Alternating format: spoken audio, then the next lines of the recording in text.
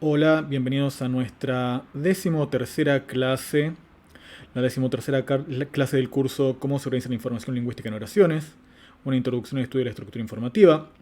Y como verán, esta es la segunda parte de la clase que tuvimos hace un par de días sobre estructura prosódica.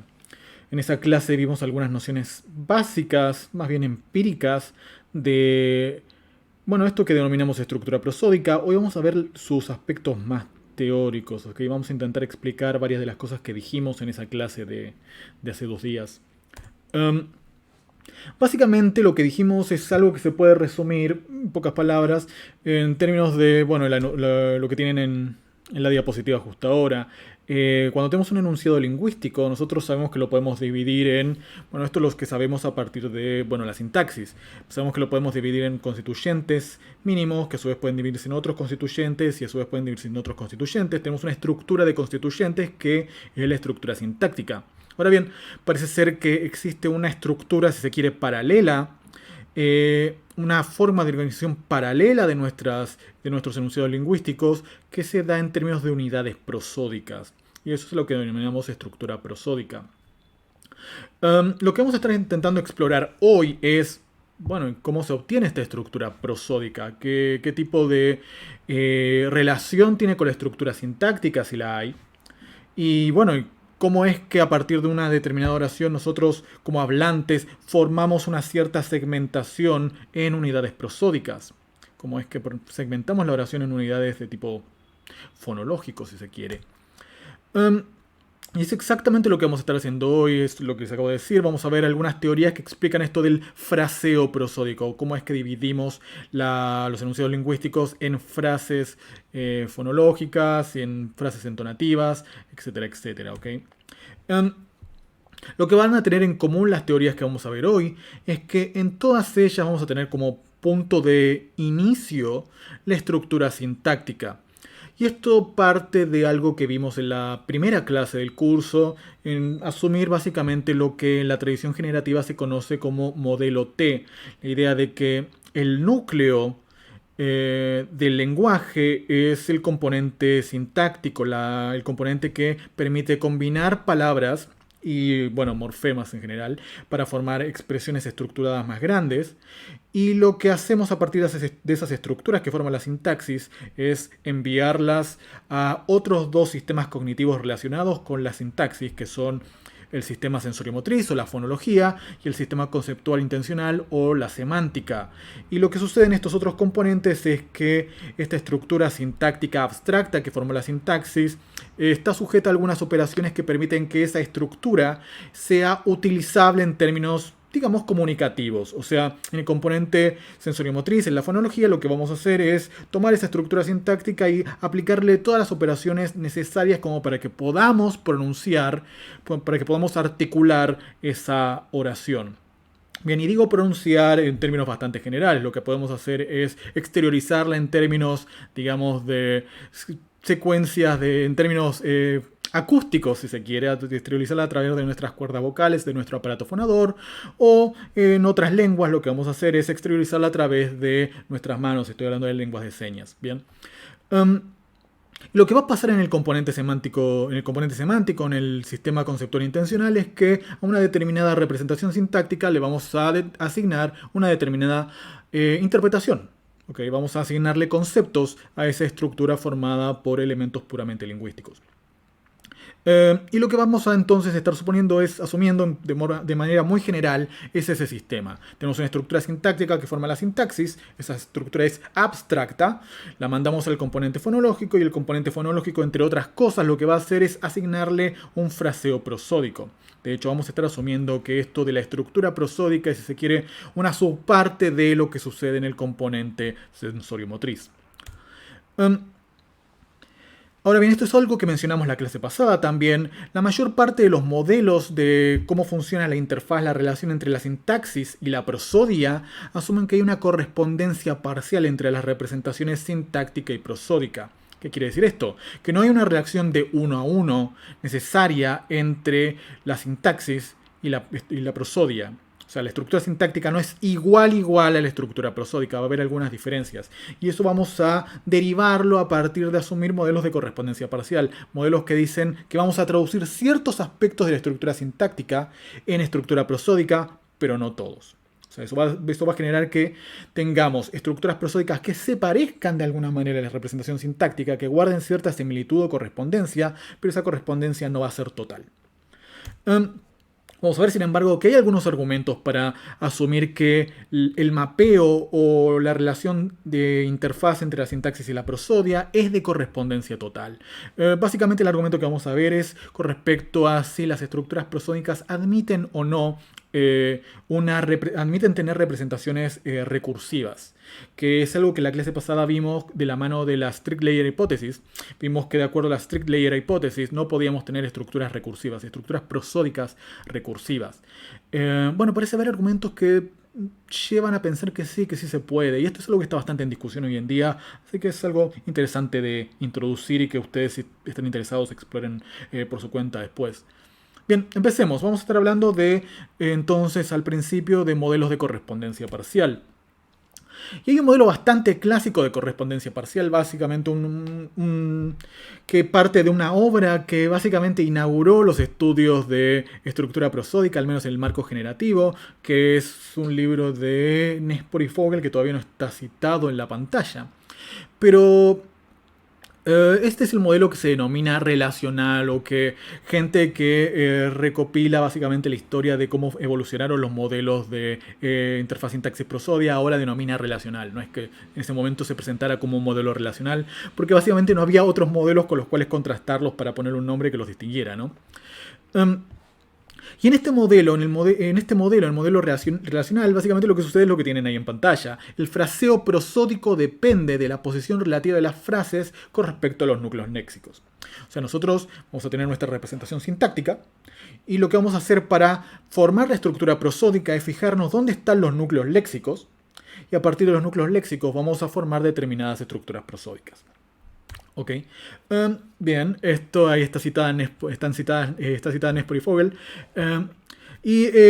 Vamos a ver evidencia para postular este tipo de algoritmo de mapeo a partir de un fenómeno bastante tradicional en la lingüística italiana que se llama radopamiento sintático.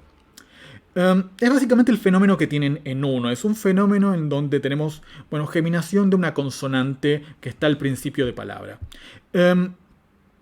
Geminación es básicamente alargamiento, la consonante se alarga, digamos que vale doble, por decirlo de alguna manera. Y esto sucede con la T que tenemos aquí en Trovato. Se alarga en cierto contexto, y ese contexto es teniendo una vocal acentuada corta en la palabra previa. Ok, que en este caso es la de habrá.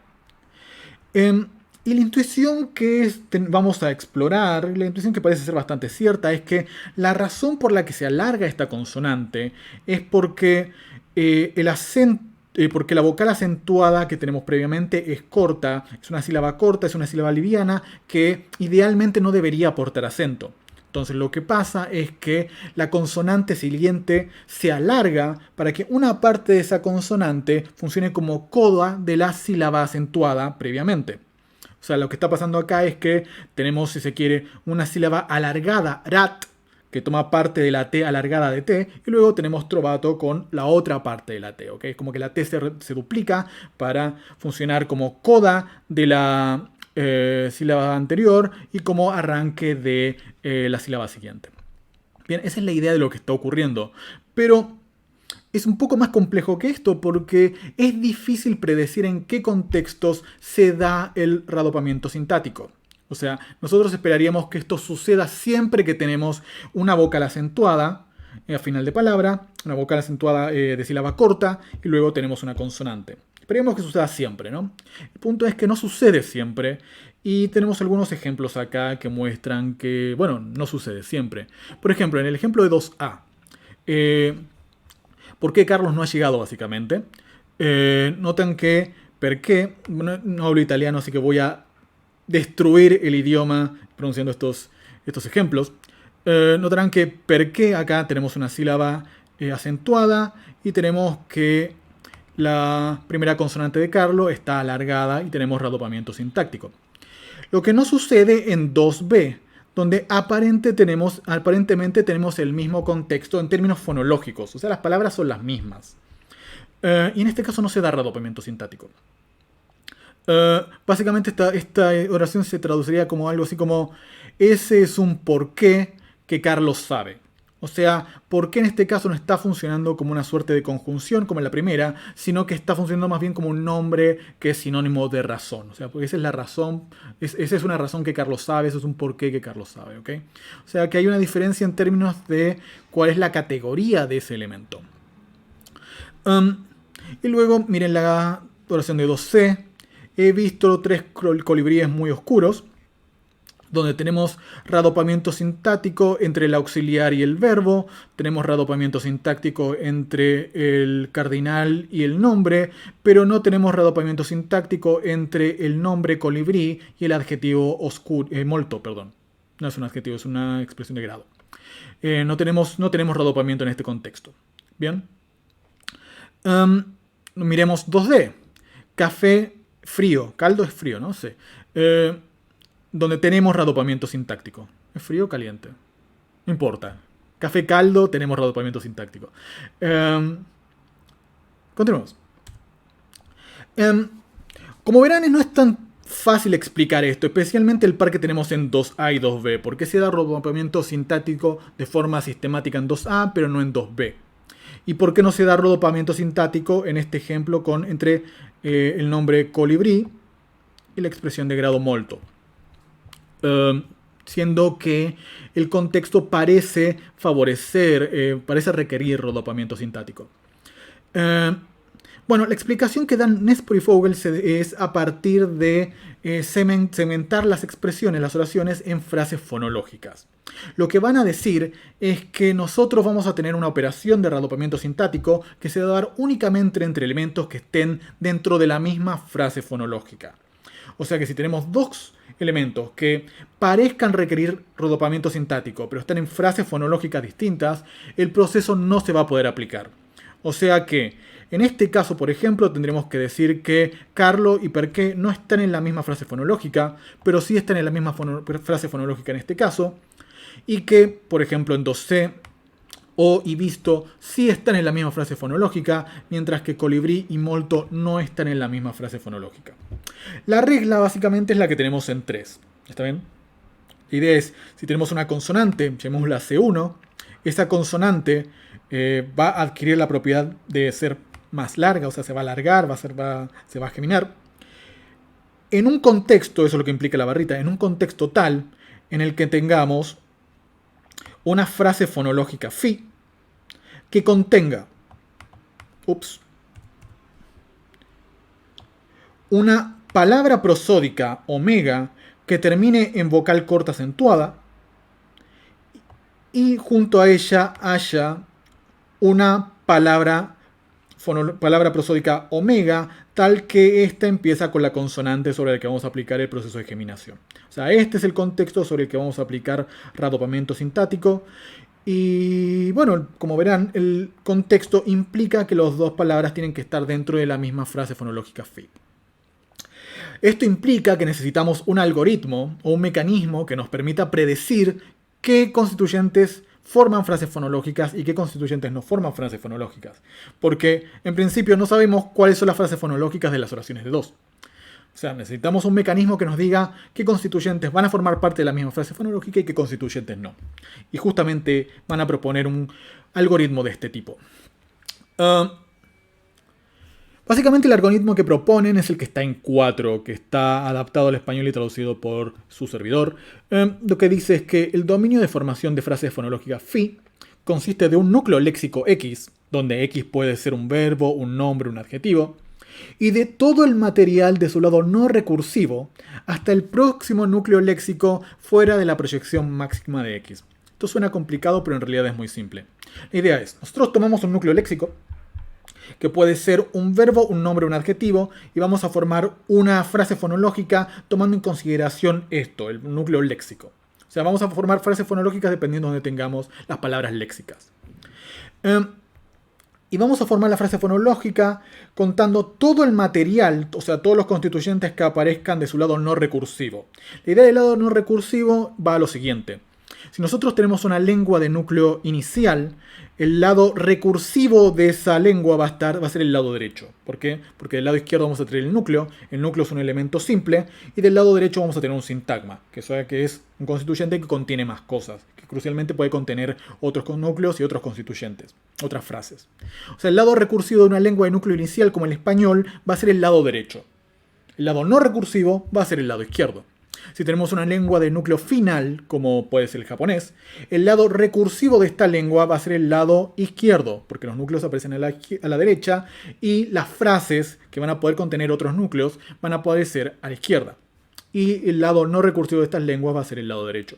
Bueno, por ahora estamos hablando del español, así que vamos a estar hablando de lado recursivo a la derecha y lado no recursivo a la izquierda.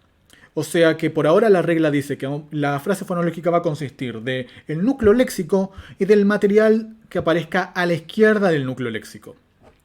Y va a formar parte de esta misma frase fonológica todo el material que encontremos hasta el próximo núcleo léxico. Hasta que encontremos otra palabra, que puede ser un verbo, un nombre, un adjetivo, tal que esa palabra está fuera del sintagma correspondiente al núcleo léxico inicial. O sea, supongamos que tenemos un nombre y este nombre forma un sintagma nominal.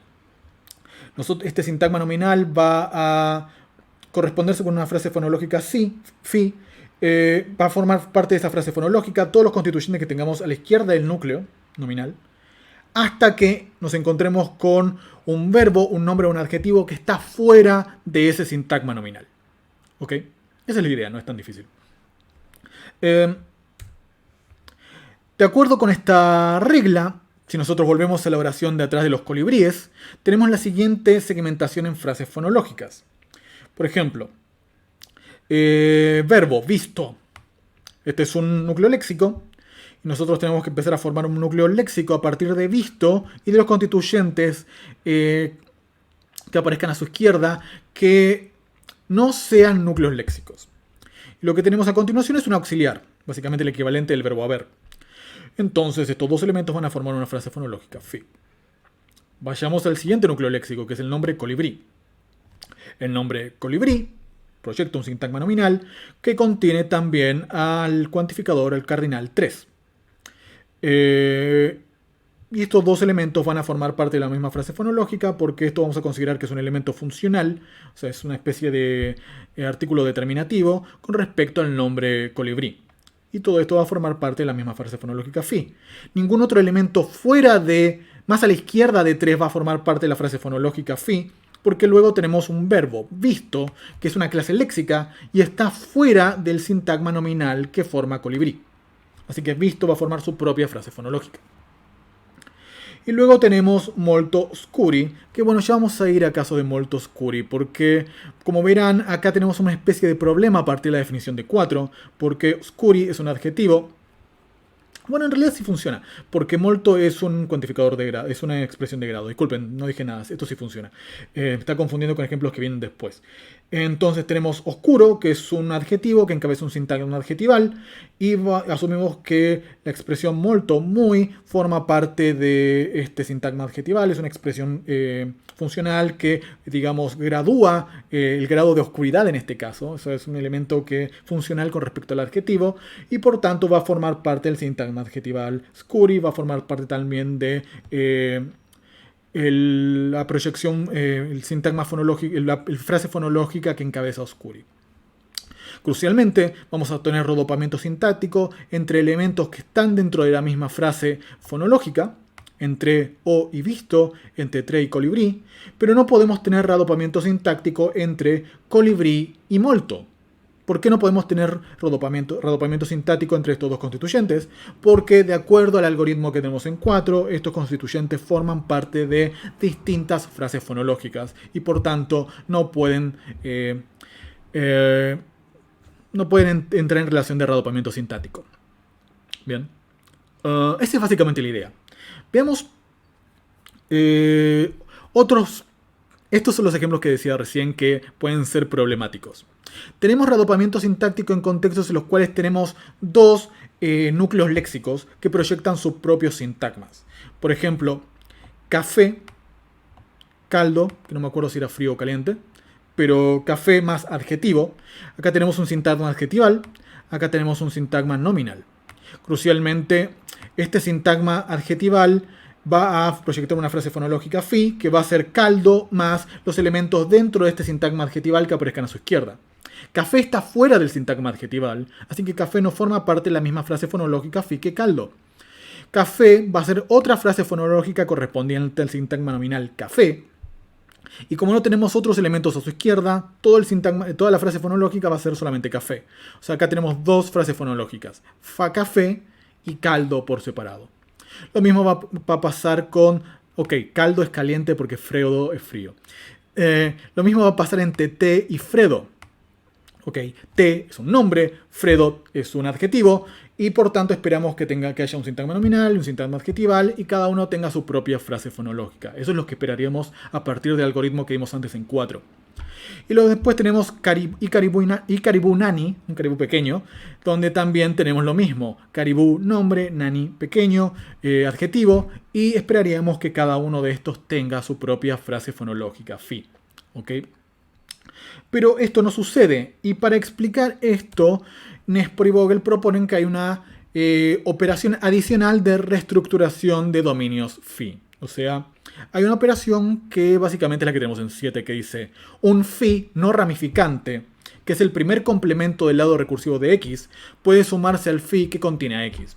Que básicamente significa, si tenemos un sintagma, si tenemos un núcleo léxico que selecciona o es modificado por otro núcleo léxico, y ese segundo núcleo léxico es solamente una palabra, entonces pueden formar estos dos elementos una misma frase fonológica. O sea, por ejemplo, tenemos café, que forma su propia frase fonológica. Tenemos caldo, que forma su propia frase fonológica. Si caldo es un modificador de café y caldo aparece a la derecha de café, entonces podemos formar una única frase fonológica a partir de estos dos elementos. ¿Ok? Lo mismo con 8b, té y Fredo. Té es una frase fonológica, Fredo constituye otra frase fonológica, pero si Fredo aparece a la derecha de té y Fredo modifica té, entonces podemos tener té Fredo como una única frase fonológica. Y lo mismo aplica para caribú nani. ¿Okay? Y eso nos permite todavía explicar por qué no tenemos casos de reagrupamiento sintático cuando tenemos una relación cuando tenemos un sujeto y un verbo en italiano. ¿Por qué? Porque el sujeto está a la izquierda del verbo. Y crucialmente el sujeto no funciona como complemento, porque esto va más a la definición técnica, ¿no? Primer complemento. Estamos asumiendo que los adjetivos en este caso funcionan como complementos. Lo que de seguro no vamos a poder decir es que los sujetos funcionan como complementos de un verbo. Los sujetos son especificadores de un verbo. Así que predecimos que no vamos a poder tener reagrupamiento sintático entre un sujeto y el verbo. Y esto es lo que observamos en estos casos de 9, donde podemos tener papá manja, pero la M de manja no va a estar geminada. Si la geminamos, eso suena raro. Podemos tener la verdad vence, donde vence va con una consonante no geminada. Si la geminamos, suena raro. ¿Ok? Pero sí podemos tener reagrupamiento sintático con objetos directos, o sea, con el complemento del verbo, siempre y cuando el complemento del verbo consista en una única palabra. Por ejemplo, podemos tener una frase fonológica phi con respecto al verbo prenderá. Podemos tener una frase fonológica phi con respecto al complemento cualquier cosa. Cual cosa, que en italiano es una sola palabra. Y como tenemos una sola palabra, cual cosa, que es complemento del verbo, podemos tener entonces una única frase fonológica phi con estos dos elementos. Prenderá cual cosa es una única frase fonológica phi y podemos tener reagrupamiento sintático. Sin embargo, si en vez de tener cual cosa, tenemos qualche fagiano, o sea, dos palabras, como complemento del verbo prenderá, en ese caso acá ya tengo una frase fonológica phi que no está sujeta a la regla de reestructuración que vi antes. La regla de reestructuración requiere que el complemento sea una única palabra. Acá tengo dos. Por tanto, en este caso no voy a poder formar una única frase fonológica con el verbo y su complemento, y por tanto no voy a poder aplicar readopamiento sintáctico entre prenderá y cualque, cosa que está bien predicha. En este caso tenemos que tener una consonante, bueno, no geminada acá, y si geminamos la consonante, bueno, genera una expresión de rareza. Esto no se puede decir. ¿Ok? Bien, interesante. Bueno, este es el enfoque relacional en líneas muy generales de Nespor y Fogel. Y como verán, la idea general es que si nosotros tenemos un núcleo léxico, donde, bueno, los núcleos léxicos en el ejemplo de 11 pueden ser X e Y, asuman que X es un nombre e Y es un verbo, las frases fonológicas van a estar delimitadas a partir de la posición de este elemento. O sea, básicamente vamos a formar frases fonológicas contando desde el núcleo léxico a su izquierda. ¿Ok?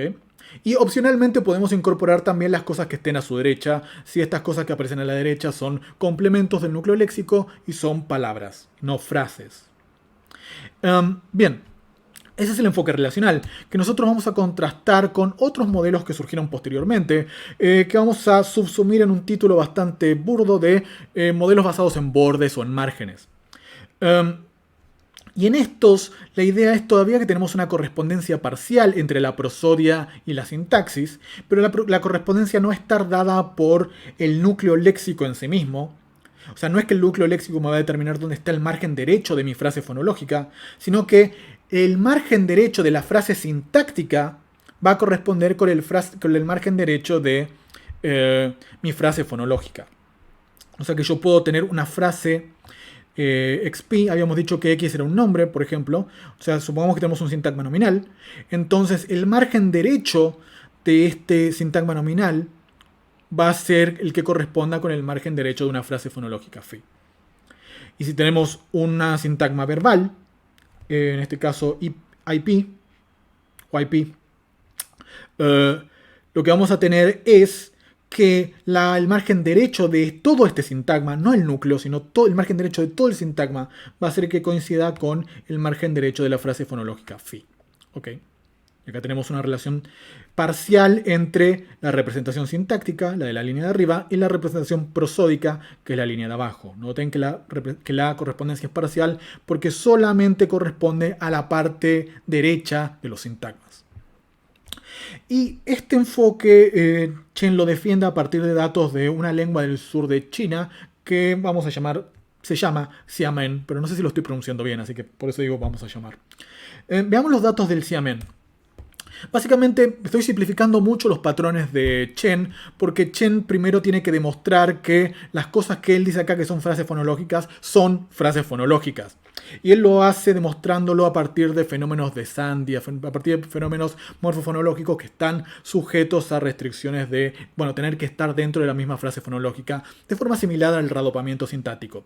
No vamos a discutir esos datos, porque, bueno, nos iríamos un poco por las ramas. Vamos a quedarnos con los resultados de los diagnósticos de Chen, básicamente. Y por ejemplo lo que dice Chen es que en una oración como 13, bueno, es un sintagma verbal, volar barrilete, acá no se dice barrilete, acá se dice volantín. No importa, estos son ejemplos que están doblados al español rioplatense. Volar barrilete, si tenemos una estructura de verbo objeto directo, tenemos una única frase fonológica phi. ¿Okay? Para todo este sintagma verbal, lo que tenemos es una frase fonológica phi. Pero esto cambia, por ejemplo, si agregamos, en vez de tener una estructura de verbo objeto directo, tenemos una estructura de verbo objeto directo objeto indirecto. O más bien en este caso, verbo objeto indirecto objeto directo. O sea, si agregamos un argumento, si tenemos un verbo con un argumento más, lo que sucede es que tenemos un corte en nuestra única frase fonológica que correspondía al sintagma verbal. Voy a decirlo de otra manera. Si tenemos estructura de verbo y objeto directo, una única frase fonológica phi. Si tenemos estructura de verbo, objeto directo, objeto indirecto, dos frases fonológicas phi. ¿Okay? Y tenemos que explicar esto. ¿Cómo se explica esto? Bueno, si asumimos que las frases fonológicas phi corresponden con el margen derecho de un sintagma sintáctico, bueno, esto se explica. Porque acá tenemos todo el sintagma verbal, ¿Está bien? Todo esto es un sintagma verbal que contiene verbo, objeto directo. Y el margen derecho del sintagma verbal está obviamente al final, a la derecha de todo, que corresponde básicamente con esta marquita que tenemos acá. Esta misma marquita, o sea, el final de toda la frase, corresponde también con el margen derecho del objeto directo, de este sintagma nominal un libro. Este va a ser a la vez el margen derecho de todo el sintagma verbal, pero también de el objeto directo un libro. ¿Okay? Está todo marcado ahí a la derecha de todo nuestro enunciado. Sin embargo, acá dentro tenemos otro sintagma también. Ese es el sintagma nominal su hermano, que en este caso su hermano no termina acá a la derecha de todo, sino que termina en este punto. O sea que nosotros necesitamos dividir este sintagma verbal en dos frases fonológicas para marcar el margen derecho del sintagma nominal su hermano que cumple la función de objeto indirecto. Básicamente, esto empieza con el verbo dar, porque el verbo dar, bueno, encabeza todo un sintagma verbal. Y lo que estamos marcando acá, el corte intermedio, marca dónde termina el objeto indirecto. Recuerden que tenemos una correspondencia parcial con la sintaxis, o sea, solamente vemos los márgenes derechos de los sintagmas. Y en este caso estamos viendo el margen derecho de un sintagma que es el objeto indirecto. En este otro caso lo que vemos es el margen derecho de dos sintagmas al mismo tiempo, del objeto directo y de todo el sintagma verbal. Espero que se entienda la idea.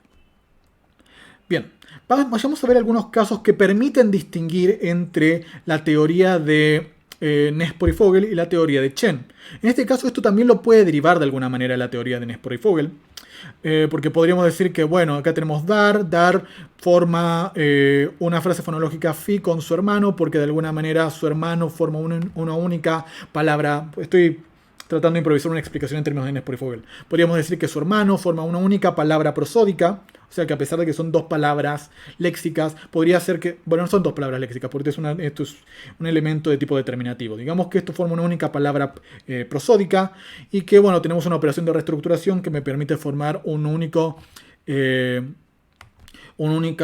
frase fonológica phi con estos dos elementos.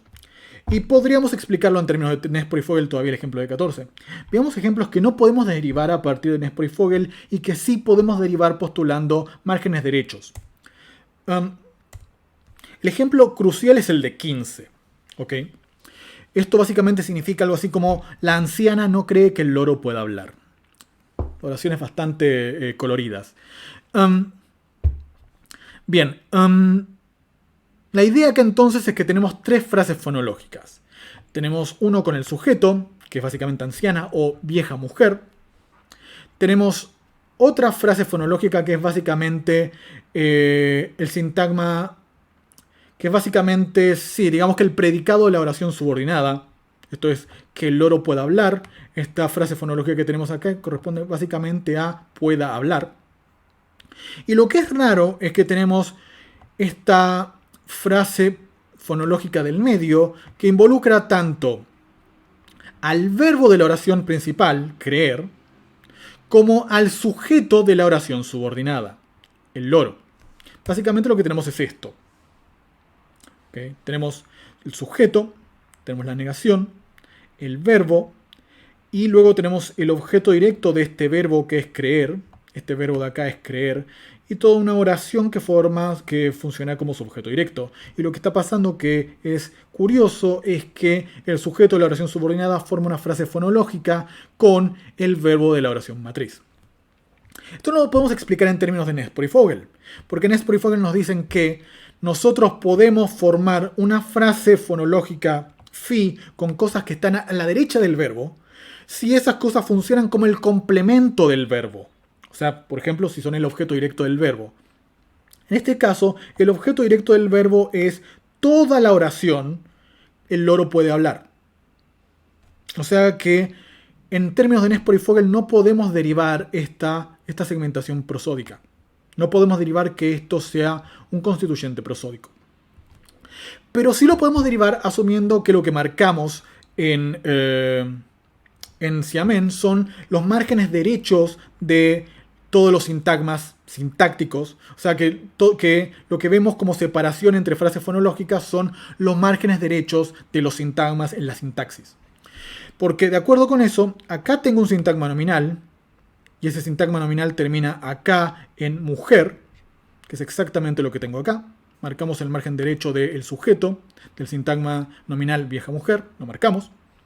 Y luego tenemos todo el predicado, que vamos a asumir que es un sintagma verbal, que empieza, digamos, en la negación y termina al final de la oración. ¿Por qué? Porque tenemos una estructura de verbo, objeto directo. ¿Okay? Todo esto que tenemos acá es un sintagma verbal. O sea que el margen derecho de este sintagma verbal está marcado justamente acá, al final de todo. Luego, ¿qué otros sintagmas tenemos acá adentro? Bueno, la negación no es un sintagma. Tenemos el verbo, que ya dijimos que encabeza un sintagma, que es básicamente todo esto, que termina acá al final.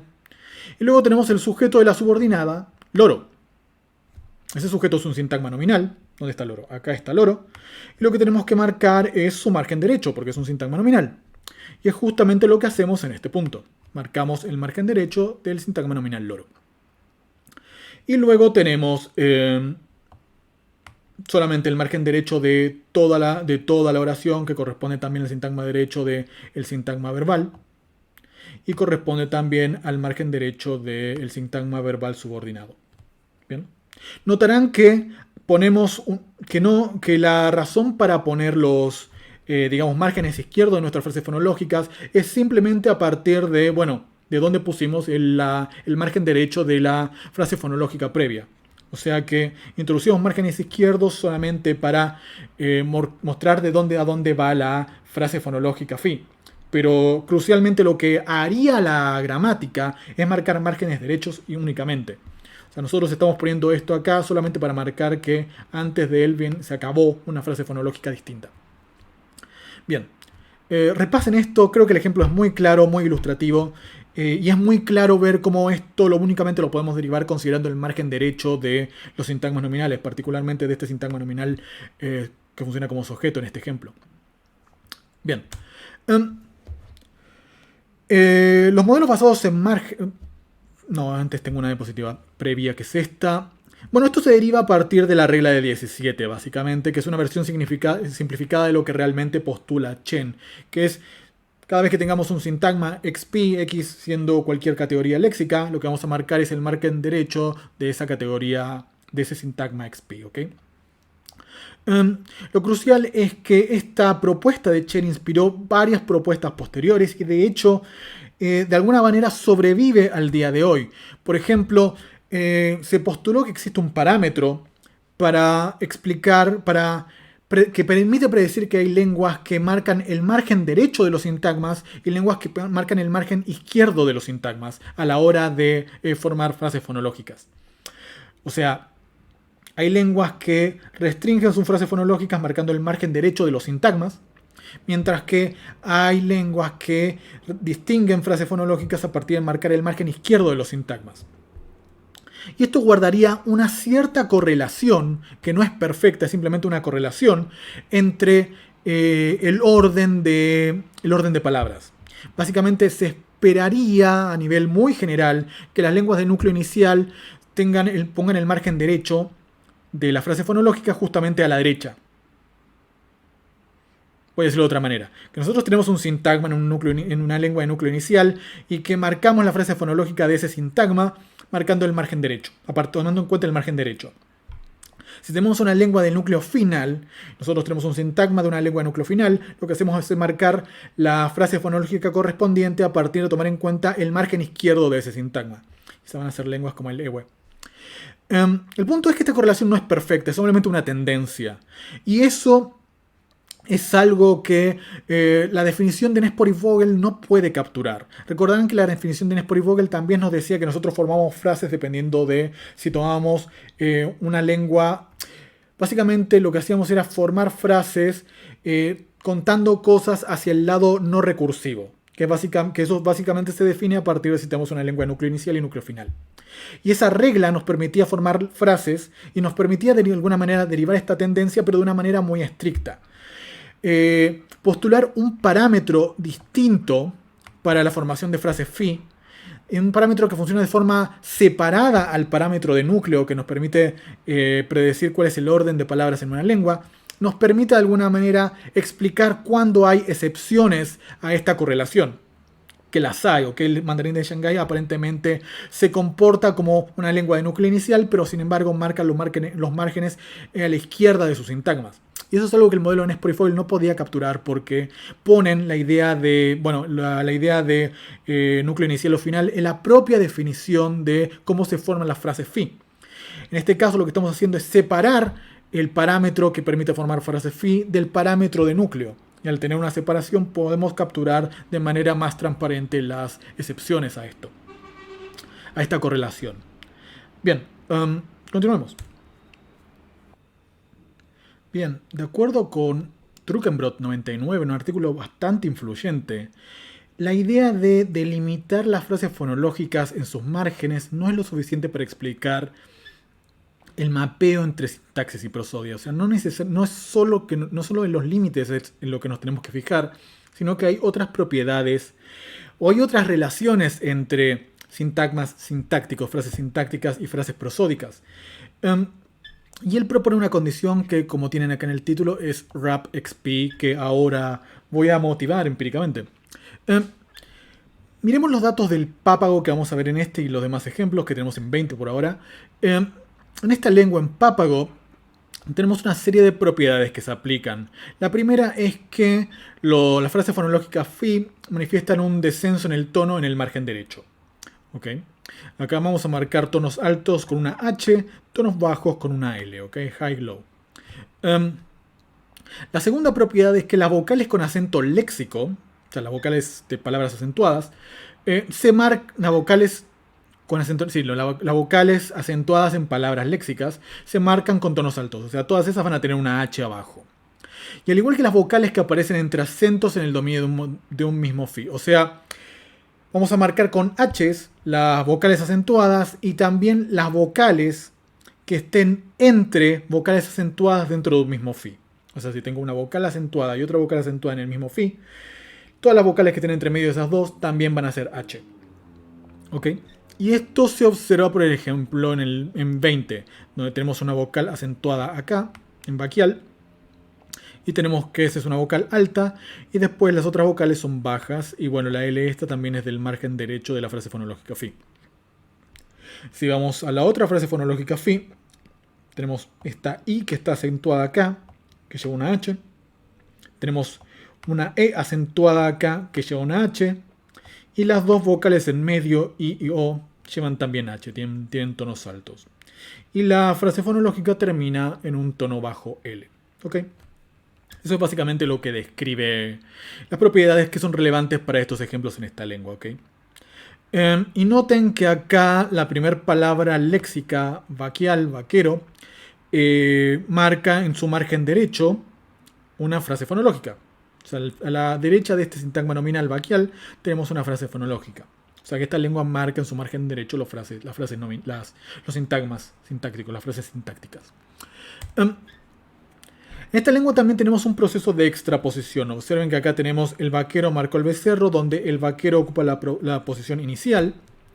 Pero si hacemos una pregunta, marcó el becerro el vaquero, en este caso lo que hacemos es poner el sujeto. No, perdón. En este caso lo que hacemos es tomar el objeto y moverlo desde dentro de la oración a la periferia derecha. Y en este caso el sujeto queda dentro del sintagma verbal. Lo que podemos delimitar, lo que podemos concluir viendo la posición del auxiliar. O sea, si miramos el ejemplo anterior, tenemos el auxiliar acá, at, y a la derecha del auxiliar tenemos el sintagma verbal, y a la izquierda tenemos el sujeto. En el otro caso tenemos que el auxiliar aparece acá y el derecho también aparece a su derecha, por lo que podemos concluir que el sujeto está dentro del sintagma verbal, en este caso. ¿Ok? Y el objeto directo becerro se pronuncia extrapuesto a la derecha, ¿ok? Como en nuestras dislocaciones a la derecha, si se quiere.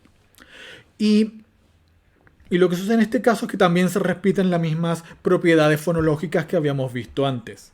O sea, tenemos acá la A acentada de vaquial debe ser. Acá la E acentuada, ambas tienen tonos altos. Y las vocales que caen en el medio, la I y la A en este caso, también se pronuncian con tonos altos. En cambio, la I acá de... Bueno, la I y la O de vísilo debe ser.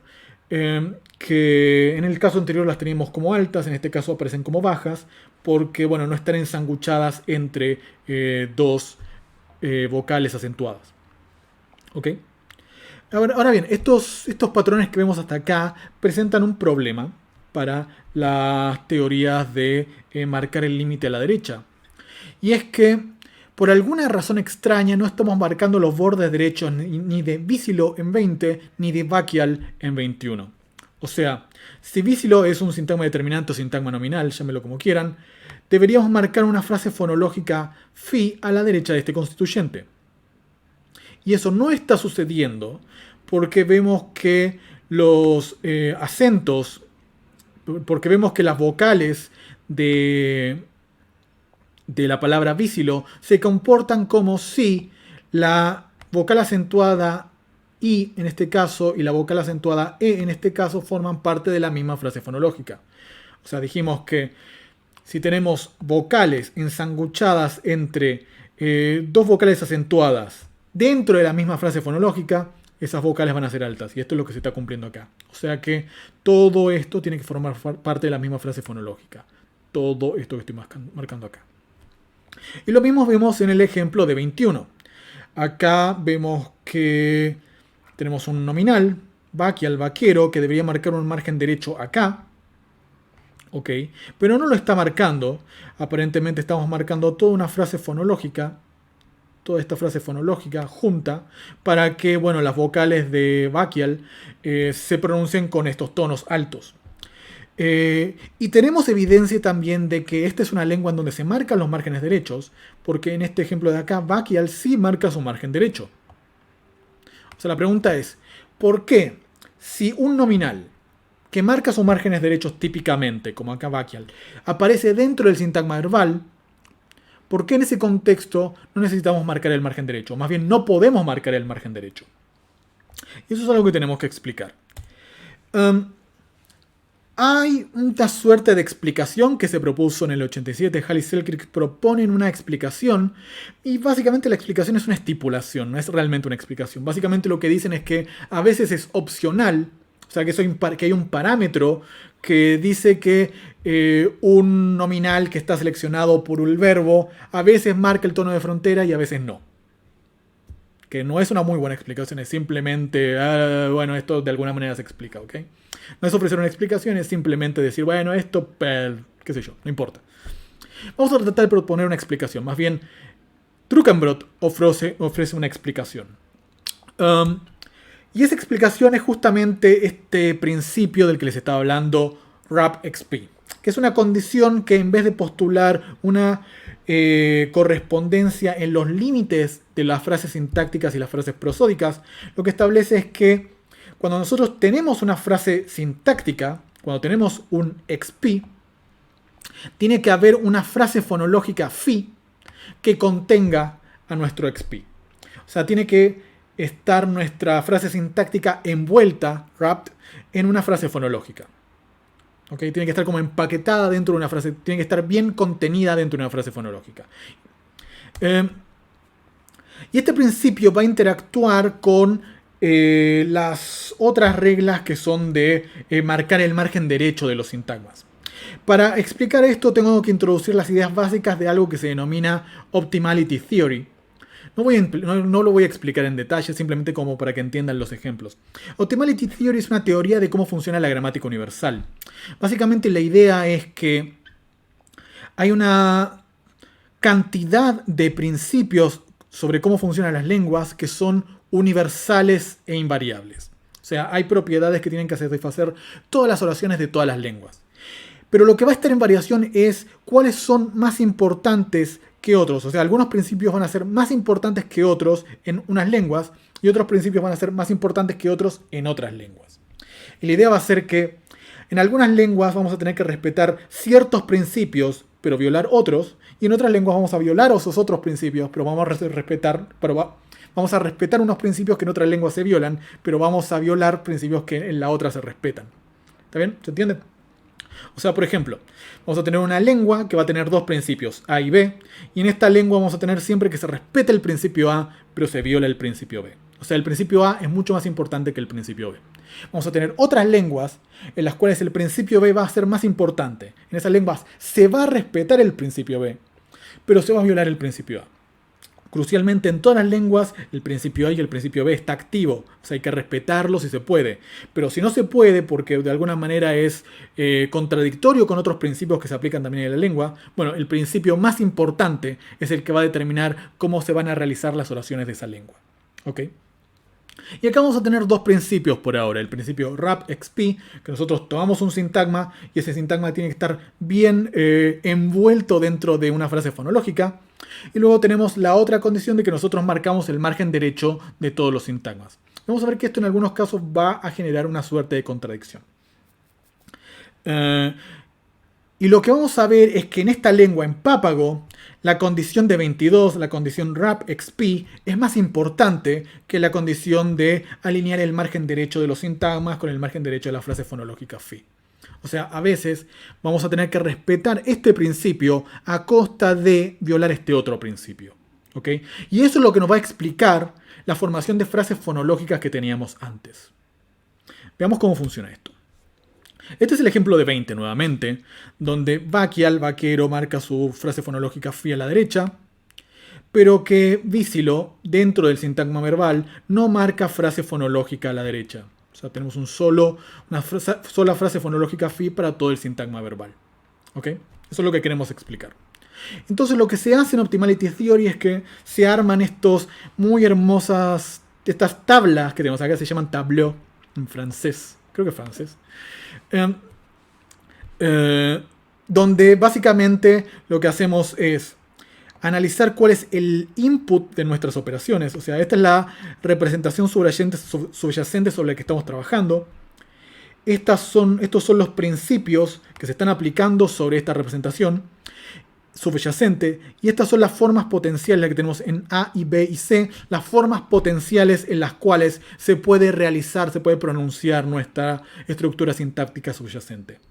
Y acá nuestros principios están ordenados de izquierda a derecha, de más importante a menos importante. O sea, acá RAP-XP es más importante que Align-XP. ¿Ok? Este Align-XP, recuerden que es alinee el margen derecho de su sintagma con una frase fonológica, con el margen derecho de una frase fonológica FI. O sea, tiene que coincidirte el margen derecho de tu sintagma con el margen derecho de una frase fonológica. Y vamos a ver cómo la interacción de estos principios permite predecir que esta es la manera en la que tenemos que pronunciar esta oración. Bien, esta es la oración que tenemos que pronunciar de alguna manera, esta es la representación sintáctica. Analicemos una por una las posibles alternativas en las cuales podríamos pronunciar esto. O, bueno, los hablantes de papa, bueno, nosotros. Yo ni siquiera sé cómo se pronuncian estas consonantes que están acá representadas con una W, es una B o una W, no sé. Bien, en fin. Esto se podría pronunciar, primera opción, como una única frase fonológica. O sea, podríamos pronunciar todo junto dentro de una misma frase fonológica. Eso respeta RAP-XP, porque básicamente tenemos un sintagma nominal que es vaquial, S1, que está dentro de una frase fonológica FI, porque tenemos toda una frase fonológica FI que contiene vaquial. O sea, respetamos RAP-XP, o sea, no tenemos violaciones de RAP-XP acá donde estoy marcando. También tenemos el sintagma verbal que es vísilo-sepos, que también está contenido dentro de la frase fonológica FI, porque la frase fonológica FI contiene todo. O sea que tampoco estamos violando RAP-XP con respecto a este sintagma verbal. Y tampoco estamos violando RAP-XP con respecto a este sintagma nominal SN2 que tenemos acá. El sintagma nominal vísilo también está contenido dentro de la frase fonológica FI. O sea que no tenemos violaciones de RAP-XP.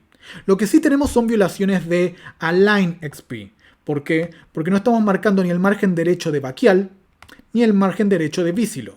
O sea, tenemos dos sintagmas nominales, vaquial y vísilo, que no están marcando su margen derecho. ¿Ok? Deberíamos marcar margen derecho con respecto a vísilo acá y con respecto a vaquial acá. O sea, tenemos una violación de Align-XP con respecto al sintagma nominal 2, vísilo, y con respecto al sintagma nominal 1, vaquial. Por tanto, esta representación, bueno, tiene sus problemas. La representación de A tiene varios problemas. Pasemos a evaluar la representación de C.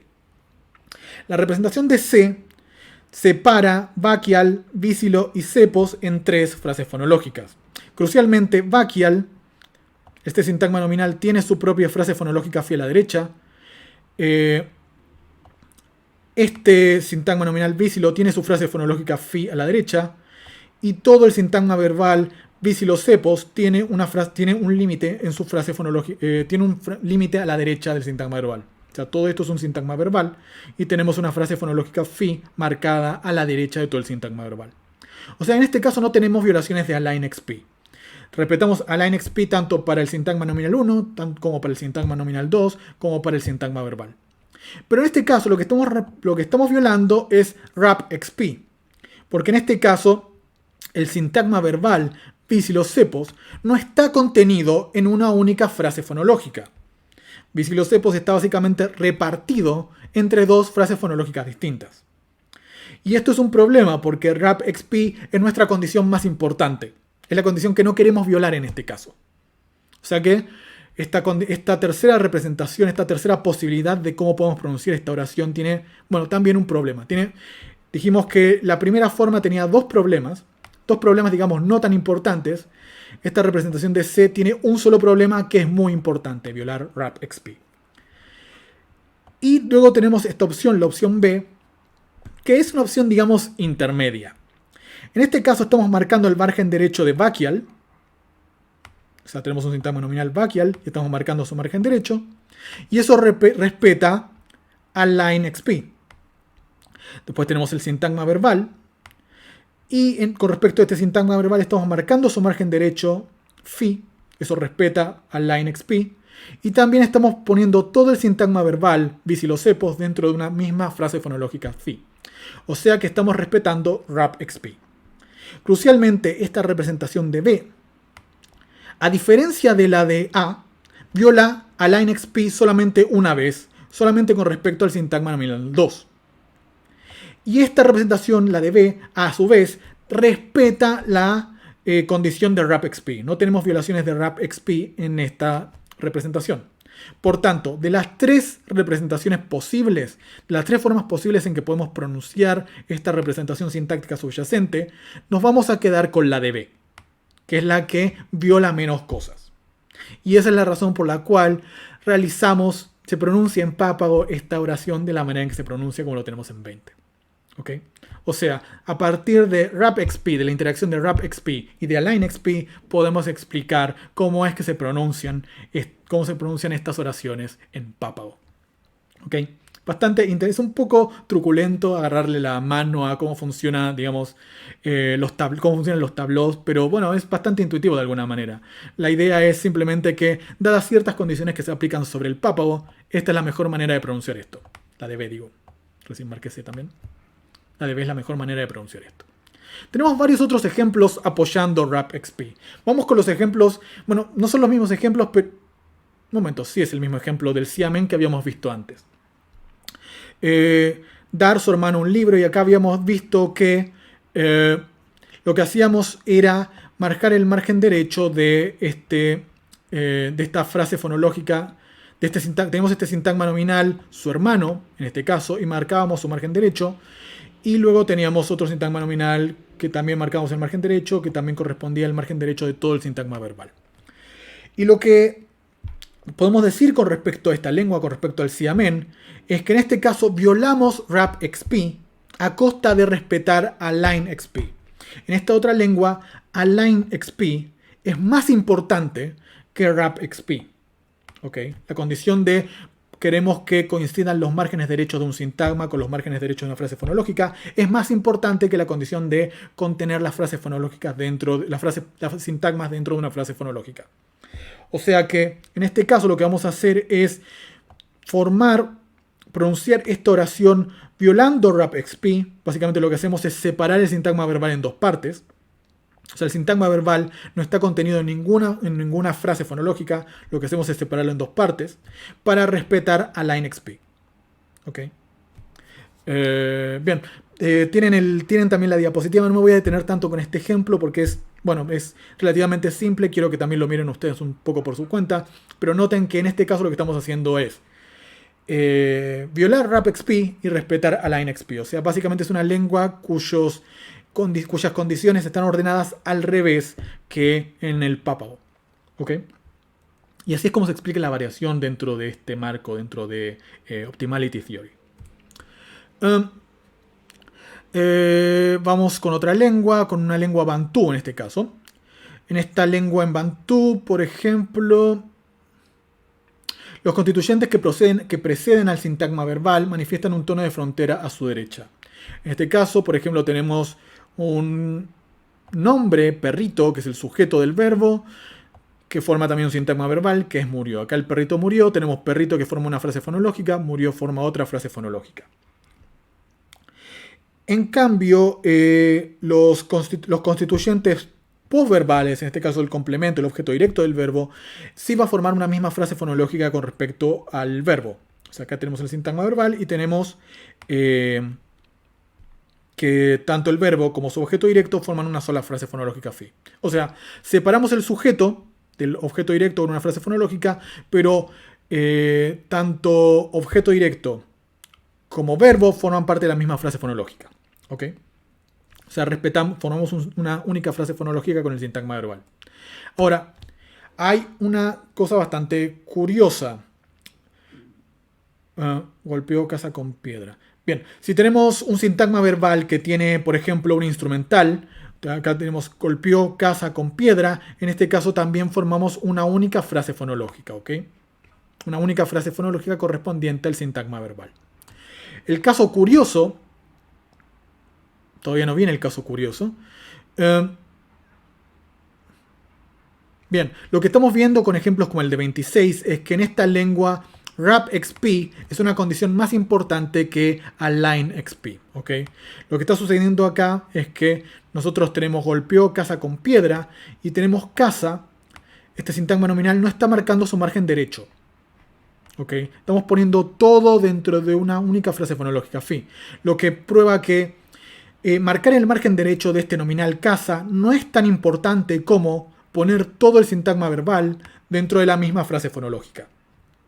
O sea, la representación en la cual nosotros marcamos el margen derecho de casa, que es la de B, viola rapxp, y nosotros en esta lengua no queremos violar rapxp, preferimos respetar rapxp y violar alignxp. ¿Okay? En este caso el sintagma nominal 1, en este caso esto, nyumba, casa, no respeta alignxp y por tanto está violando alignxp, pero bueno, estamos respetando rapxp. ¿Okay? O sea que en esta lengua rap es más importante que align, básicamente como en Papago. Ahora sí viene el patrón interesante. Todavía no viene el patrón interesante, vienen otros patrones todavía. Estos patrones muestran que tenemos casos en los que aplicamos foco, y cuando aplicamos foco lo que hacemos es marcar el margen derecho del constituyente que tiene foco. Por ejemplo, en este caso tenemos foco estrecho sobre el verbo dormir, este verbo anagona, donde F marca que este elemento está focalizado. La idea es que durmieron está focalizado. Entonces lo que hacemos es poner todo esto dentro de una única frase fonológica y separarlo, por tanto, del resto del sintagma verbal. O sea que hay una condición que te dice que los constituyentes que están focalizados tienen que estar tienen que marcar su margen derecho, y esa condición va a ser más importante que la condición rapxp. ¿Ok? También lo tenemos acá en 28. Acá en 28 lo que estamos marcando con foco estrecho es el nombre casa. Y en este caso, como marcamos casa con foco, sí vamos a separar el sintagma verbal en dos partes, mostrando nuevamente que por lo general nosotros no separamos el sintagma verbal en partes. Esos son los ejemplos que habíamos visto antes. Pero si focalizamos un constituyente, el hecho de focalizar el constituyente va a requerir que nosotros separemos el sintagma verbal. O sea que hay una condición respecto al foco, que es align foc, que va a decir que si nosotros tenemos un constituyente focalizado, tenemos que marcar su margen derecho con un tono, con un phi boundary, con un tono de frontera phi. ¿Okay? Tenemos que separar eso de todo lo que sigue. Bien, acá es donde viene el caso que es muy interesante. Si nosotros focalizamos un verbo, ¿ok? Por ejemplo, focalizamos el verbo golpear en una oración, en una sintagma verbal como golpear casa con piedra. En este caso lo que tenemos que hacer es formar 3 frases fonológicas. O sea, los ejemplos anteriores, por ejemplo, en durmieron en casa de Mabuto, lo que hacemos es focalizar dormir y todo el constituyente en casa de Mabuto forma su propia frase fonológica fi. En este otro caso, si focalizamos casa, lo que hacemos es tener un único constituyente golpeó casa, frase fonológica fi golpeó casa, y luego una frase fonológica distinta con piedra. Pero si focalizamos el verbo golpear, por alguna razón necesitamos introducir un límite a la derecha también del nombre casa. Ya habíamos visto antes que esto no era necesario cuando no teníamos el... bueno, este es el ejemplo que tenemos acá en 26. Si no focalizamos casa, tenemos una única frase fonológica. Pero si no focalizamos golpeo, tenemos una única frase fonológica. Pero si focalizamos golpeo, si focalizamos el verbo, introducimos no solamente la frase fonológica correspondiente al foco, sino que también introducimos una frase fonológica extra correspondiente al margen derecho del nominal casa. ¿Cómo podemos explicar esto? Y esto parece explicarse de forma natural a partir de los principios que ya introdujimos. Tenemos 3 condiciones que están compitiendo esta vez. La primera es align F, o sea, tenemos la condición de que tenemos que tenemos que cortar, digamos, tenemos que marcar el margen derecho de un constituyente que está marcado como foco. Luego tenemos la condición wrap XP, que acá está resumido para que entre. Y luego tenemos la condición align XP, ¿ok? Y tenemos todo nuestro sintagma verbal. Esta es la representación de subyacente, digamos, donde estamos marcando foco sobre el verbo. Y tenemos un sintagma nominal acá, sintagma nominal 1, y luego tenemos un sintagma preposicional, ¿ok? Con piedra. Analicemos las maneras en que podríamos pronunciar esto. La primera manera es pronunciar todo dentro de la misma frase fonológica fi. Pero esto violaría align foc. ¿Por qué? Porque tenemos un constituyente marcado con foco, el verbo anamenia, marcado con foco, que no está marcando su margen derecho. Esto debería tener acá a la derecha un límite de frase fonológica free que no estamos introduciendo en este ejemplo. O sea, estamos violando align foc.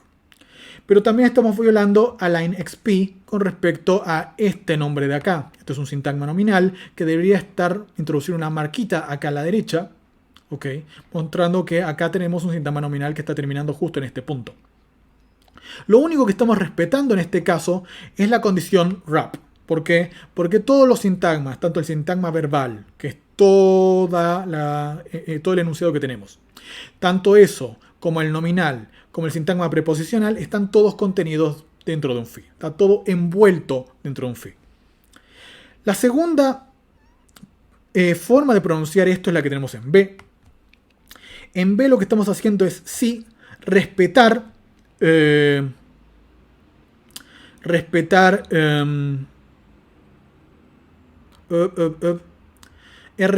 align foc. ¿Por qué? Porque estamos introduciendo un margen fonológico a la derecha del elemento focalizado. O sea, no estamos violando align foc. Y el punto es que estamos poniendo dentro de una misma frase fonológica tanto el sintagma nominal objeto directo como el instrumental del verbo. ¿Ok?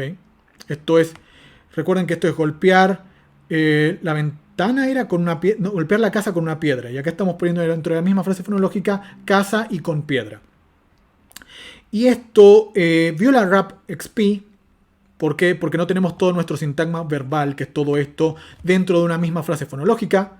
Y esto sigue violando la condición de wrap XP, de align XP, porque no estamos marcando el margen derecho de este sintagma nominal que tenemos acá.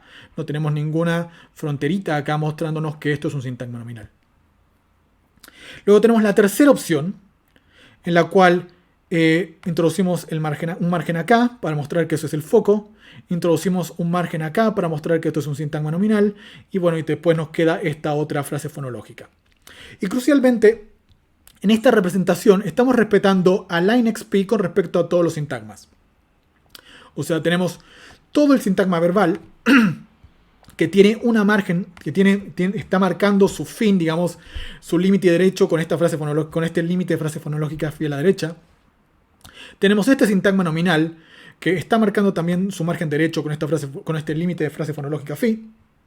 Y tenemos este sintagma preposicional, que también está marcando su margen derecho. Lo único que estamos violando en este caso es RAP-XP. ¿Por qué? Porque el sintagma verbal no está propiamente envuelto dentro de una única frase fonológica phi. Lo crucial acá es que si asumimos que RAP-XP en esta lengua tiene la misma importancia que LAN-XP, lo que hacemos es desambiguar entre la representación de B y la de C diciendo lo siguiente. La representación de B respeta a LAN-FOC, pero viola tanto RAP-XP como a LAN-XP. La representación de C respeta también a LAN-FOC, pero no viola a LAN-XP, viola solamente RAP-XP. Por tanto, vamos a preferir la representación de C, que solamente viola RAP-XP. ¿Ok? Así es como decidimos que para este caso en particular es mejor introducir más segmentaciones en nuestra estructura prosódica, cosa que no pasa si no tenemos si no tenemos este margen acá que es requerido por cuestiones de foco. Bien, volvamos sobre la strict layer hipótesis y una de sus predicciones. Habíamos dicho que una de las cosas que predecían las condiciones que tenemos acá en 31A y 31B es que la estructura prosódica no podía tener elementos recursivos. Por poner un ejemplo, esto implica que una oración como la de 32, "This is the cat that caught the rat that stole the cheese", tenga que ser analizada a partir de una secuencia de frases entonativas, por ejemplo, y que no podamos postular un análisis en términos de 33, en donde lo que tenemos es una frase entonativa dentro de otra. La pregunta es, ¿cuál es el análisis correcto en términos empíricos para 32? O para la oración de 32, quiero decir, ¿es el análisis que tenemos en 32 o es el análisis que tenemos en 33? Y no es del todo fácil determinar esto. Hay ciertos argumentos, un poco indirectos que vamos a discutir a continuación, que se basan en el fenómeno de downstep. El downstep es básicamente lo que tienen representado en esta figura. Es el fenómeno que se da con respecto a la entonación. La entonación empieza a descender paulatinamente, pero de forma sistemática, a lo largo de toda una frase entonativa. O sea, nosotros empezamos más alto y vamos terminando cada vez más bajo. Ese fenómeno, esa declinación, es el downstep. Y se asume por lo general que es un fenómeno que está restringido a la frase entonativa iota. ¿Qué quiere decir esto? Que pronunciamos una frase entonativa iota, esta frase entonativa tiene su declinación, llegamos a una nueva oración, por ejemplo, y la nueva oración resetea el tono y arranca nuevamente desde arriba y va bajando nuevamente. Terminamos la oración, otra oración, y empezamos nuevamente desde arriba y así sucesivamente. Vamos reseteando el tono cada vez que empezamos una nueva frase entonativa iota. Pero esta observación no parece ser del todo correcta, como observa Ladd. Por ejemplo, miren la entonación de estas oraciones del inglés. I asked him what he thought of it and he said it was pretty bad. Y lo que tenemos acá es que sí, tenemos downstep, si se quiere, en cada una de las oraciones que componen este enunciado. O sea, tenemos downstep en la oración de la izquierda y downstep en la oración de la derecha, en la primera y segunda oración. Pero también lo que observamos es que también hay una declinación que se extiende a ambas oraciones. De alguna manera esto sugiere que estas dos oraciones componen un dominio mayor, una unidad mayor, sobre la cual también se aplica alguna suerte de declinación, alguna suerte de downstep. ¿Okay? No es que termina la primera y empezamos completamente de cero y la segunda tiene un nuevo downstep. En este caso lo que estamos viendo es que de alguna manera estas oraciones forman parte de algo más grande que también está sujeto a cierto efecto de declinación. ¿Y cómo postularíamos esto? Bueno, podríamos decir, en línea con 34, que lo que hacemos es, para, si se quiere, conservar las condiciones que ya postulamos para la strict layer hipótesis, lo que podríamos decir es que esto se debe a que lo que hacemos es Lo que podemos hacer es suponer que existe una categoría superior a la frase entonativa, llamémosle, no sé, y. Y esta categoría y podría, por ejemplo, referir a algo así como un párrafo, a algún tipo de unidad textual superior a la frase entonativa. Y esto nos permitiría explicar de alguna manera los datos que tenemos en este grafiquito. Podríamos suponer que acá lo que tenemos es una frase entonativa, luego otra frase entonativa, y estas dos frases entonativas forman una unidad mayor que está sujeta a downstep. Bien, y con eso ¿qué nos ahorraríamos decir? Con eso nos ahorraríamos decir que acá tenemos una frase entonativa, acá tenemos otra frase entonativa, y que ambas frases entonativas forman una frase entonativa más grande. ¿Okay? Eso sería decir que hay recursividad, y no queremos del todo decir todavía que hay recursividad. Al menos queremos respetar lo más que podamos la strict layer hipótesis. Pero parece haber datos que incluso son problemáticos asumiendo una categoría superior a la frase entonativa. Y estos son datos del LAD del 88. Miren lo que sucede cuando coordinamos tres cláusulas, tres oraciones, en este caso no oraciones, a partir de distintos elementos coordinantes, a partir de AND y BUT en inglés. Presten atención. 35A. Warren is a stronger campaigner and Ryan has more popular policies, but Allen has a lot more of money. Versus Warren is a strong campaigner, but Ryan has more popular policies and Allen has a lot more of money. Leí esto bastante mal, pero la idea básica es que BUT parece introducir una, si se quiere, separación más fuerte que la separación que introduce AND. O sea, de alguna manera lo que se sugiere es que en 35A estamos por un lado poniendo A y B de un lado versus la oración C, que es la que está coordinada con BUT. Mientras que en 35B lo que estamos haciendo es poniendo A de un lado y de alguna manera contrastarla con la conjunción formada por B y C. ¿Okay? Básicamente las estructuritas que tenemos acá abajo. ¿Okay? Eso parece ser lo que tenemos en este momento. Hay dos razones para suponer esto. Una es algo que traté de hacer y no sé si me salió muy bien. Es marcar que después de BUT hay un tono de frontera que es bastante más marcado que el que surge con respecto a AND. ¿Ok? Esa es la primera observación. O sea que BUT de alguna manera introduce una pausa mayor. La segunda observación ya es un poco más experimental y no es percibible del todo, pero básicamente lo podemos capturar a partir de estos esquemitas que tenemos acá que tomó de Ferry 2016. Y el hecho es que parece ser que cuando coordinamos A y B funcionan como una unidad con respecto al downstep. ¿Qué es lo que está sucediendo? Bueno, supongamos que el downstep está representado por estos puntitos. El primer conjunto de puntitos es el downstep correspondiente a A, el segundo es el downstep correspondiente a B y el tercero es el downstep correspondiente a C. Y lo que tenemos acá, en la primera oración donde tenemos A and B but C, A and B but C, que Spanglish estoy mandando, tenemos acá un downstep. ¿Okay? Y luego tenemos que la oración B se pronuncia bastante más abajo que la oración A, como si estos dos elementos formaran un único constituyente prosódico en el sentido que habíamos visto antes. El punto es que el downstep se resetea de cierta manera cuando pronunciamos la oración C. Noten que el tono vuelve a ser alto, no tan alto como en la oración A, pero algo intermedio entre lo que era B y C. A y B, perdón. ¿Se ve? O sea, de alguna manera A y B funcionan como una unidad con respecto a la cual se resetea C. Y eso no sucede, el mismo patrón de downstep no se da cuando ponemos BUT entre A y B. O sea, en este caso lo que tenemos es un descenso del downstep paulatino. ¿Cómo podemos explicar esto?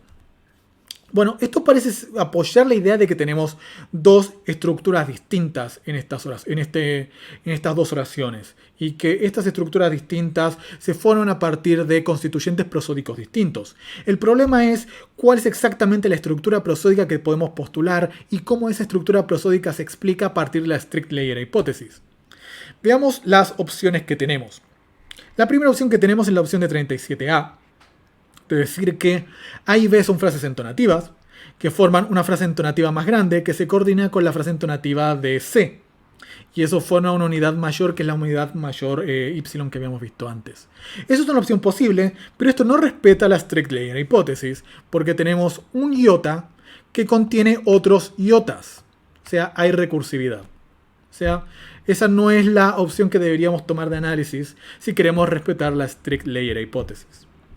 Luego tenemos la opción de B, de decir que tanto A como B como C son frases entonativas iota, pero estas frases entonativas iota se mapean, o sea, se corresponden a una frase, a un constituyente prosódico más amplio que está entre y iota. Pero esta explicación, más que una explicación, es simplemente inventemos un constituyente prosódico mayor a la frase entonativa iota para hacer calzar los datos.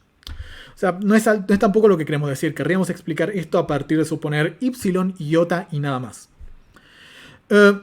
Una opción parecida a B es simplemente decir que todas son frases entonativas iota, A, B y C son frases entonativas iota, que componen una unidad mayor epsilon y que lo que tenemos es, con respecto a todo, una unidad mucho mayor a epsilon, que llamémosla párrafo acá por ponerle un nombre, que bueno, es una unidad prosódica distinta a las vistas anteriormente y que engloba todo. Pero al igual que en B, lo que estamos haciendo acá es inventando una categoría de análisis para que nos cierre los datos y no es lo que queremos hacer. Con respecto, luego tenemos una tercera posibilidad, que es la posibilidad D, y es decir que A es una frase fonológica, que B es una frase fonológica y C es una frase fonológica, pero eso de ninguna manera va a cerrar. Lo que tenemos en A, B y C son frases entonativas. Y el punto de todo esto es, bueno, los datos que vimos recién no se pueden respetar, no se pueden explicar, respetando las mismas categorías de análisis que venimos aplicando siempre y respetando la strict layer hipótesis. El análisis más coherente, que requiere inventar menos cosas, es aquel en el que simplemente decimos que una frase entonativa iota puede contener otras frases entonativas. Los otros dos análisis que postulamos acá en B y C requieren explicar categorías nuevas de análisis, lo cual no queremos hacer, y esto requiere simplemente un análisis errado en el que A, B y C son frases entonativas. O sea que tenemos de alguna manera un argumento para decir que hay recursividad en la estructura prosódica. Argumentos como el de Ladd y muchos otros que hay en la bibliografía, hay argumentos de similar naturaleza que se aplican en el dominio de la palabra prosódica. Aparentemente hay casos en los cuales necesitamos decir que hay palabras prosódicas dentro de palabras prosódicas, y eso también requeriría cierto tipo de recursividad. No vamos a discutir esos ejemplos porque, solamente quiero que tengan en consideración la idea de que la strict layer hipótesis está bajo discusión hoy en día. O sea, el hecho de si la strict layer hipótesis en la versión tradicional como la presentamos acá en clase, si esa versión de la strict layer hipótesis es cierta o no. Y lo que está haciendo mucha gente básicamente es rechazar la strict layer hipótesis y decir que sí, hay recursividad en la estructura prosódica. El punto es que una vez que decimos que hay recursividad en la estructura prosódica, tenemos que justificar cómo llega la recursividad de la estructura prosódica. O sea, no es simplemente decir que la estructura prosódica es recursiva, tenemos que postular reglas que rijan cómo funciona esta recursividad.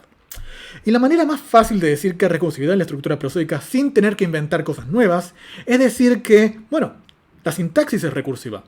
¿Por qué no simplemente decimos que la estructura prosódica es un reflejo más o menos fiel de la estructura sintáctica? O sea, ¿por qué simplemente no asumimos una correspondencia total entre estructura prosódica y estructura sintáctica? Y esto es lo que se hace en un marco reciente que se conoce como Match Theory. En Match Theory básicamente lo que se dice es lo que tenemos en 38, que es una versión simplificada de los postulados de Match Theory.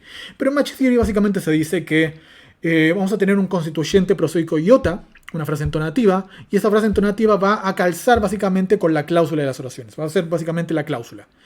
Cuando tengamos una frase fonológica phi, eso va a corresponder en ambos márgenes con los sintagmas. O sea, las frases fonológicas phi van a calzar con los sintagmas léxicos y las palabras prosódicas van a calzar con las palabras sintácticas.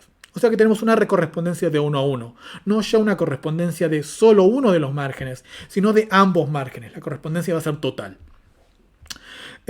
Obviamente esto no es así en su versión más simple empíricamente correcto.